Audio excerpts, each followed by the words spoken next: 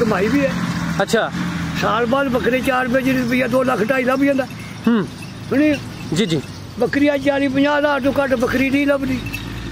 जाओ जाके खरीद के दसो मैनू। असी तो फिरना टुरना सीखिया है तो करना चाहिए। असी तो गल्लां ने करना चाहिए। क्यों? अपने नैन भैन तंदरुस्त रहिंदे। असीं तेरे बुढ़िया देख ले, वो भी बुढ़ा, वो भी बैठा बुढ़ा ते भी बुढ़ा। सुनी साडा सुबह तो लैके शाम तक टुर के देखो जे तो दिहाड़ी गए हो कट तो असीं समझ लांगे तुसीं मुड़े हो। डोगरी असां इस वास्ते रखी है कि बाहर चराई दी फर्स्ट क्लास सोहनी जी चंगी बकरी वो बाहर नहीं चुकती। सुनी दूजा है कि जा इन्हां 2-2 ते 3-3 भी देने होंदे। सुनी जावां दा इन्हां दा फायदा। देखो जी बाजियां बकरियां उंजे संड हो जांदियां, उन्हां दा कोई इलाज नहीं। संड होण तो की मुराद? मिसाल है कि उहदे अंदर चर्बी मतलब बच्चेदानी चर्बी पैदा हो जाती है। जो बच्चेदानी चर्बी हो जाए तो बकरी नहीं खड़ोती, उहदे छुरी इलाज है। अच्छा, कोई इलाज नहीं होता। यानी कि उन्हें अल्लाह नूं प्यारे होना। अल्लाह नूं प्यारे होना। अस्सलाम वालेकुम। वालेकुम सलाम। सर की हाल है? अल्लाह दा शुक्र है। जनाब दा की नाम है? मोहम्मद हुसैन। मोहम्मद हुसैन साहब माशाअल्लाह तुहाडा काफी ज्यादा नाम सुने हैं। सुबह तुसी सानू नहीं मिले, यही हुण छापा मारिया तुसी मिल गए हो। चलो जी साडी भी खुशकिस्मती है। दोस्तां नूं ए दसो कि तुसी किन्ने सालां तो बकरियां दा काम करदे हो पे? बकरियां ते मैं हुण ते रखियां नहीं कोई 4 सालां तो। उहदे पहले बचपन भी मैं बकरियां रखियां नहीं, फिर छड्ड दित्तियां, छड्ड के मईयां रखियां। फिर हुण बुढ़े हो गए, हुण मझां नहीं पलदियां, हुण मझ बकरियां रख लियां। अच्छा, यानी कि अगर बंदा बुढ़ा होइए कोई काम ना कर सके तो बकरियां पाल सकता है। ठीक है। ते की वजह बनी सी तुसी पहले काफी अरसा बकरियां रखियां, फिर तुसी मझां रख लियां, हुण फिर तुसी दोबारा बकरियां रख लियां ने? हुण मझां संभलनी होंदियां मेरे कोल। वो काम मुश्किल है। तुसी मझां दा काम भी कीता है ते बकरियां दा भी कीता है। अगर मैं कहां कि तुसी दोवां कामां दा आपस च मुआवजा करो, केड़ा काम आसान है ते केड़े काम च ज्यादा नफा है, ते की तुसी दसो दे मतलब? असीं ते यही दसांगे नफा ते सिर्फ मझां च, बल्कि इहदे आसरा अपना बनाया है फिरने टुरने दा। चलो कोई लून तेल से भी दिंदियां। अच्छा, ज्यादा कमाई मझां वाले काम च वे? कमाई तो आखिर है ना, कीमत भी तो बड़ी है उन्हां दी। अच्छा, हाँ। ए जेड़ा बकरियां दा काम है, ਇਹਦੇ मतलब थोड़ा दसो हाँ कि ए काम किस तरह दा है, तुसी ए काम तो की सीखिया है, की हासिल कीता है, ए काम करना चाहिए या कि नहीं? असी तो फिरना टुरना सीखिया है तो करना चाहिए। असी तो गल्लां ने करना चाहिए।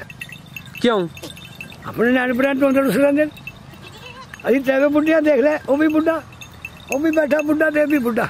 सुनी साडा सुबह तो लैके शाम तक टुर के देखो जे तो दिहाड़ी गए हो कट तो असीं समझ लांगे तुसीं मुड़े हो।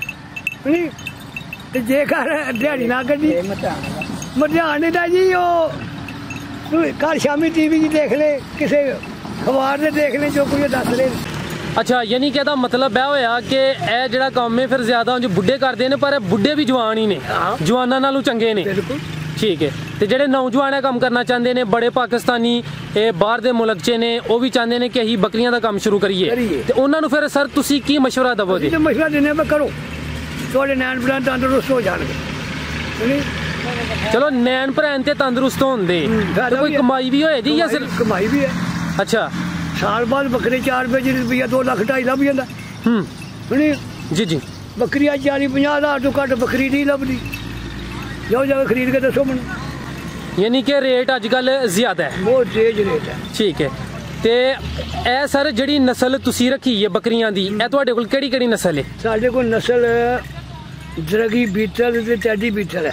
सुनी इनू आखदे न दरगी दोगली। दोगली ते जिहड़ी दोगली नस्ल है, इहदे मतलब दोस्तां नूं दसो हाँ। देसी नस्ल भी है, टैडी भी है, दोगली है। तुसी दोगली क्यों रखी है? दोगली असां इस वास्ते रखी है कि बाहर चराई दी फर्स्ट क्लास सोहनी जी चंगी बकरी वो बाहर नहीं चुकती। सुनी दूजा है कि जा इन्हां 2-2 ते 3-3 भी देने होंदे। सुनी जावां दा इन्हां दा फायदा जी।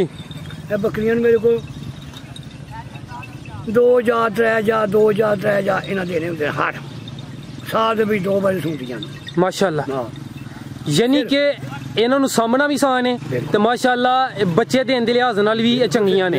ते इन्हां दी जिहड़ी कीमत है, जिहड़ी मार्केट है, जिहड़ी इन्हां दी मांग है, ओहदे मुताबिक भी थोड़ा दसो हाँ। मांग दे मुताबिक है कि अस्सी ते तुसी एक चीज़ लैंदे हो, तुसी लोड़ दिओ मुफ्त नहीं लभदी, कीमत ना लभदी। असी ते जनाब चंगी बकरी का 50,000 रुपया मंगने, 40 ਦੀ 45 ਦੀ ਵੇਚਨੇ ਆ 30 35 ਦੀ ਵੇਚਨੇ ਆ ਜੀ ਬੱਕਰੀ ਹੈ ਉਹਨੂੰ ਬੁੱਢੇ ਲਾ ਜੋ ਠੀਕ ਹੈ ਹਾਂ ਨਹੀਂ ਜਿਹੜੀ ਚੰਗੀ ਉਹਨਾਂ ਦਾ ਵੀ ਸਰ ਕਰ ਲੈਂਦੇ ਆ ਯਾਨੀ ਕਿ ਜਿਹੜੀ ਚੰਗੀ ਚੀਜ਼ ਉਹਦਾ ਬਾਕੀ ਰੇਟ ਬੱਕਰੀ ਤੇ ਅੱਜ ਕੱਲ ਜਿਹੜੀ ਦੇਸੀ ਉਹ ਲੱਖ ਦੀ ਵੀ ਸੇਲ ਹੁੰਦੀ ਹੈ ਇਹ ਜਿਹੜੀ ਦੋਗਲੀ ਨਸਲ ਹੈ ਅੰਕਲ ਜੀ ਇਹਦੀ ਜਿਹੜੀ ਚੰਗੀ ਬੱਕਰੀ ਹੈ ਉਹਦੀਆਂ ਕੋਈ ਨਿਸ਼ਾਨੀਆਂ ਦੱਸੋ ਉਹਦੀ ਕੋਈ ਖੂਬੀ ਦੱਸੋ ਆਮ ਆਦਮੀ ਨੂੰ ਕਿੰਜ ਪਤਾ ਚੱਲੇਦਾ ਬੱਕਰੀ ਚੰਗੀ ਹੈ ਚੰਗੀ ਦੀ ਮਿਸਾਲ ਇਹ ਕਿ ਚੰਗੀ ਚੀਜ਼ ਜਿਹੜੀ ਉਹ ਦੇਖਣੇ 'ਚ ਨਜ਼ਰ ਆ ਜਾਂਦੀ ਹੈ ਕਿ ਇਹ ਚੀਜ਼ ਚੰਗੀ ਹੈ ਇਹ ਮੰਦੀ ਹੈ ਜੀ ਉਹਦੇ ਮਤਲਬ ਹੈ ਦੇਖਣਾ ਚਾਹੀਦਾ ਬੱਕਰੀ ਜਿਹੜੀ ਹੈ ਥਣ ਬਦਲ ਜਿਹੜਾ ਸਹੀ ਹੈ ਚੰਗੀ ਹੈ ਇੱਕ ਉਹ ਵੀ ਹੈ ਨਾ ਤੇ ਮੇਰੇ ਕੋਲ ਵੀ ਹੈ 2-3 ਜਿਹੜੀਆਂ 2-2 ਸੁਗੇ ਸੂਈਆਂ ਦੇ ਇਹ ਥਣੀਆਂ ਦੁਆਰ ਵਾਲਾ ਅੱਛਾ ਯਾਨੀ ਸੋਹਣੇ ਥਣ ਨੇ ਸੋਹਣੇ ਥਣ ਨੇ ਸੁਣੀ